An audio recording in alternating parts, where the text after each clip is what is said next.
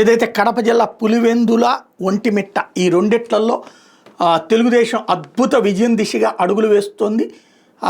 ఏదైతే ఓటర్లకి పొద్దునుంచి లెక్క కట్టి ఆ బ్యాలెట్లన్నీ కౌంట్ బిగిన్ చేశాక పులివెందులో టీడీపీ అభ్యర్థి మారెడ్డి లతారెడ్డి ముందంజలో ఉన్నారు. వైసీపీ అభ్యర్థి హేమంత్ రెడ్డి వెనుకంజలో ఉన్నారు. అట్లాగే ఒంటిమిట్టలో తొలి రౌండ్లో తెలుగుదేశం పార్టీ అభ్యర్థి కృష్ణారెడ్డి ముందంజలో ఉన్నారు. వైసీపీ అభ్యర్థి ఇరగం సుబ్బారెడ్డి దాదాపుగా సగం కూడా ఓట్లు రాలేదు. ఇరగం రెడ్డి సుబ్బారెడ్డికి 1211 ఓట్లు వస్తే ముద్దు కృష్ణారెడ్డి తెలుగుదేశం పార్టీకి 4632 ఓట్లు వచ్చినాయి. ఇది ఫస్ట్ లెవెల్, అంటే దాదాపుగా క్లీన్ స్వీప్ అయిపోయినట్టే, గెలిచేసినట్టే అని చెప్పచ్చు. మరి కాసేపట్లో టోటల్ అంకెతో సహా అధికారికంగా అనౌన్స్ చేసేటటువంటి పరిస్థితి ఉంటుంది.